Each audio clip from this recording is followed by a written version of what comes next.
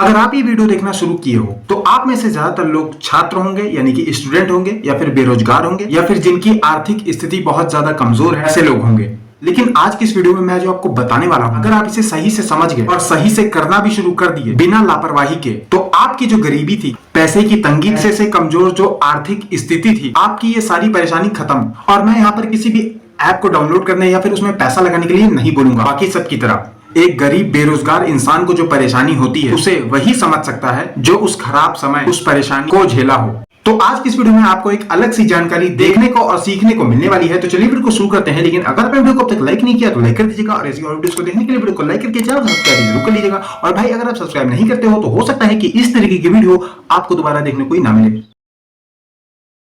आप जो इस वीडियो को देख रहे हो इसे हम 3 हिस्सों में अलग करते हैं। आप किस हिस्से में आते हो कमेंट करके जरूर बताना। सबसे पहला, स्टूडेंट यानी कि छात्र, बेरोजगार यानी कि भाई जिसकी पढ़ाई कंप्लीट हो चुकी है, वो अब नौकरी की तलाश में है, जिसे कि हम बेरोजगार कहेंगे। उसकी पढ़ाई कंप्लीट हो चुकी है, ठीक है, उसे एक अच्छी जगह पे, मतलब अच्छी नहीं कह सकते हैं, काम चलाऊ जगह पे नौकरी भी मिल चुकी है, यानी कि वो आदमी जॉब कर रहा है। तो भाई ये तीनों तो बस अलग अलग नाम है, लेकिन भाई सबका मकसद एक ही है कि पैसा कमाना। और भाई पैसा कमाना कोई आसान चीज या फिर हलवा चीज नहीं है। वो व्यक्ति जो महीने के 30 दिन घिसता है, काम करता है, तब जाके उसे एक दिन पूरे महीने की तनख्वाह मिलती है। इन सबसे अच्छा है कि आप खुद का काम शुरू करो। आप में से काफी सारे लोग सोच रहे होंगे भैया हमारे पास खुद का काम शुरू करने के लिए पैसा नहीं है, आप क्या हमें बता रहे हो। देखो भाई, पैसा आपके पास नहीं है, मुझे भी पता है, ठीक। देखो, आपको नौकरी ही वैसी करनी है जिस चीज में आप उस चीज का धंधा बना सकते हो। जैसे कि मान लो आपको अपनी एक बेकरी की दुकान खोलनी है, ठीक है, तो आपको नौकरी भी या फिर जॉब भी उसी जगह पे करना है जहां पे आपका इंटरेस्ट हो। जैसे कि आपका इंटरेस्ट है कि मुझे बेकरी की दुकान करनी है, तो आपको जॉब भी उसी जगह पे करना है, बेकरी की दुकान पे, ताकि वहां पे आप जब जॉब करोगे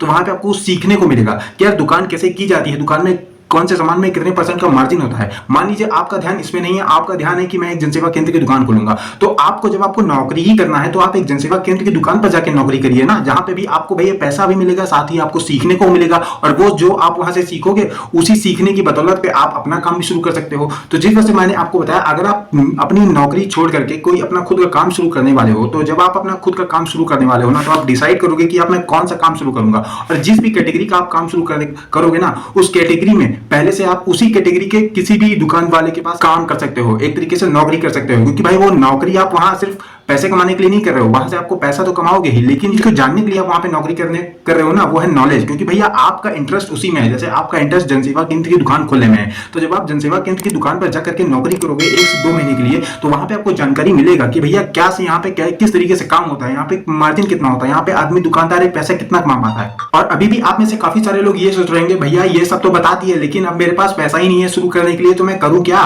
देखो भैया, यहीं पे ये बात आती है। मान लो आपने डिसाइड कर लिया कि आपको किसी भी चीज का काम शुरू करना है, आप उसके पास चले गए नौकरी करने के लिए, ठीक है, यानी कि मतलब सीखने के तौर पे, ठीक है। उस समय तो आप नौकरी ही कर रहे हैं, तो जिस टाइम में आप नौकरी उस समय कर रहे हैं, तो वहां पे आपको जो सैलरी मिलेगी उसमें से आपको 70 से 80% आप कोशिश यही करनी है कि उसमें से बच जाए। मेरे कहने का सीधा सीधा मतलब यह है कि आप जिस भी जगह पे नौकरी कर रहे हो, उस जगह से मिलने वाली तनख्वाह में से आपको 70 से 80% तक का पैसा बचाना है। और भाई ऐसा करने से आप जितने समय के लिए वहां पे काम करोगे उसमें आपका डबल फायदा हो रहा है, उतना नॉलेज मिल रहा है, और आपको जो आप वहां पे बचत कर रहे हो, यानी कि जो तनख्वाह में से मिलने वाले पैसे की बचत कर रहे हो, वो पैसे की भी बचत हो रही है। बाद में जब आपको लगे कि हमारा ज्ञान पूरे तरीके से कंप्लीट हो चुका है, मैंने इस धंधे के बारे में सब कुछ सीख चुका है, तो उस समय आपका जो आपने पैसे बचा करके रखा था अपनी तनख्वाह में से, उस पैसे को समय आ जाता है कि उस पैसे को इन्वेस्ट करने का, ठीक है, पैसे को आप उसी धंधे में इन्वेस्ट करोगे जिसका आपको ज्ञान है। इस तरीके से आपने अपना पैसा बचाया और अपना खुद का काम शुरू किया। ऐसे में क्या है, आपका धंधा फेल होने में काफी ज्यादा कम चांसेस है, क्योंकि भैया ज्यादातर धंधा फेल तभी होता है जब उन्हें प्रॉपर अच्छे तरीके से जानकारी नहीं है। और आप भैया जिस कैटेगरी का आप धंधा करना चाहते हो, उसी कैटेगरी में आप जॉब भी किए हो, तो आपको एक्स्ट्रा नॉलेज तो मिल ही गई पहले से कि इसमें क्या कमजोरी होती है, कहां से